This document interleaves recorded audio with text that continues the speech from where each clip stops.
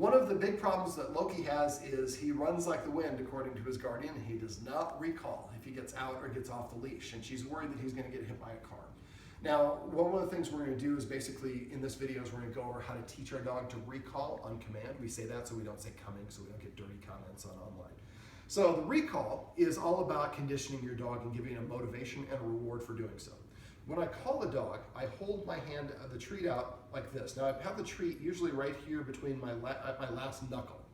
And I hold it with a 90-degree bend at this elbow like this. I don't want to start off here or here. I want to hold it what's natural. Now I'm turning it sideways just so you can see the 90-degree, but you would hold it out towards the dog.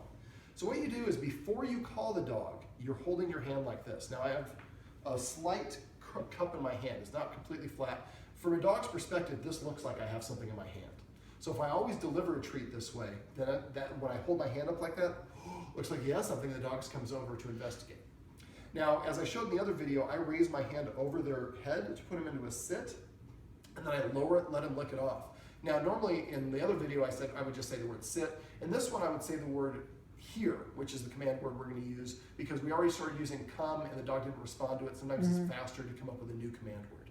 Okay. So we're going to use the word here. Now, because he just barely learned how to sit on command, we're not going to ask him to sit.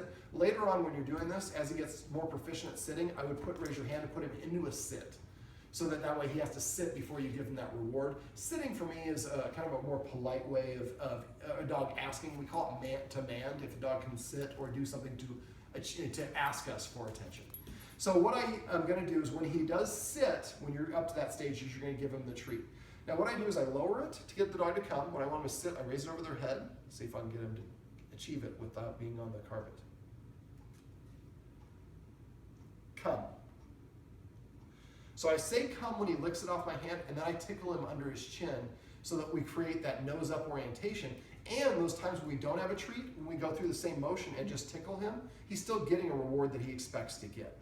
So when we first start, so that's the basics of it. Now, when the dog comes to me, I raise my hand over their head, and not just vertical, but over and towards their butt to get them to sit. As soon as they sit, I lower it, let them lick it off, and say the word come. Even though they're sitting, come is more challenging, or in this case, here is a more challenging exercise. Now, if I say here, and the dog doesn't respond, I say here, here, here, here, here, I'm watering down the effectiveness of the here. So the key with positive reinforcement is we want to associate the good word without overusing it. So I would say here one time, and if he didn't, well, I missed out on something else, I'll come back to it in a sec. But if I say here one time, and if he doesn't come, then I go like this. The lower I go, the more it's for the dog. When he gets close to me, then I raise it up, put him in the SIT.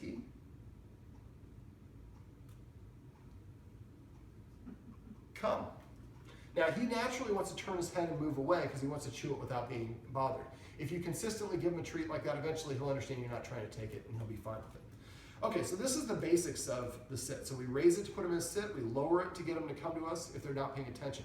Now I make a kissing sound. Most dogs see the tail wag a little bit. Most dogs will immediately respond to the kiss. So I say here once. If he looks at me but doesn't come, then I kiss. As soon as he looks at me, I start lowering my hand, and I go all the way to the floor if I have to. That will create him coming to me when he's in the place I want. I raise it over his head.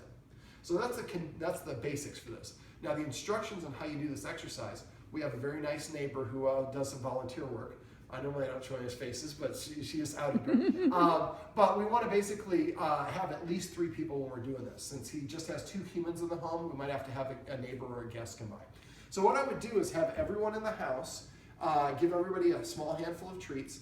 One person's in charge. The person who's in charge gets to tell the next person who's calling, so we don't have 2 people calling the dog at the same time. So if you say it to me, and then I would say, here.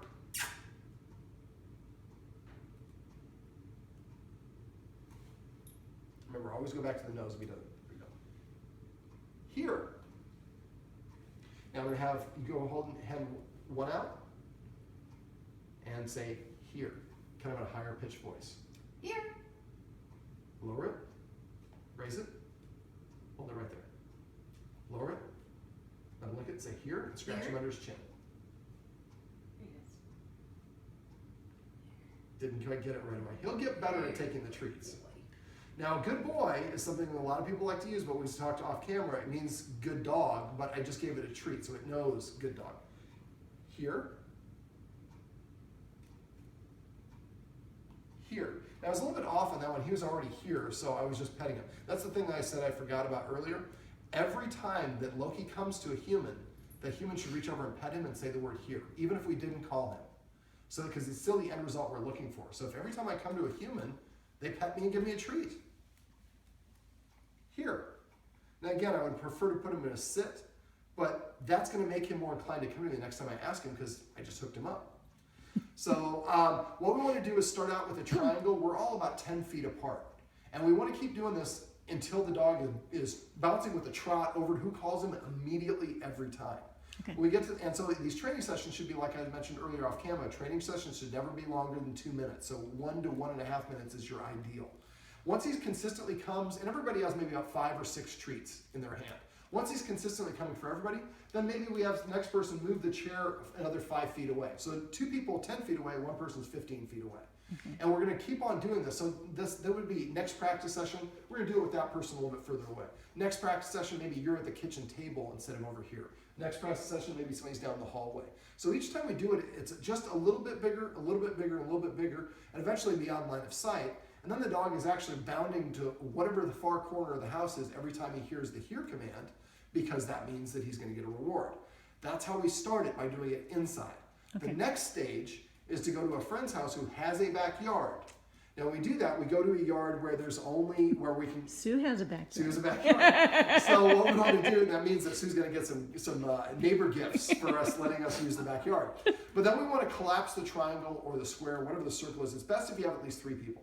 But when you're outside, there's a lot of distractions, so it's easy for him to get distracted. So what we do is we make that the circle or whatever the shape is a lot tighter, and then we're calling the dog. He only has to take 2 or 3 steps and gets a treat. So now once he starts bouncing every time he comes to everybody here, then we start taking 1 or 2 steps back the next practice session. And eventually we get to the point where we're on opposite sides of the yard, and whenever we call, he's bounding over to us and getting that treat. Okay. So after we do this enough, then we have a dog that's reliable with a come, but make sure every time you call the dog, here, you're holding your hand out like this first. Here. That's how we teach our dog to come on command.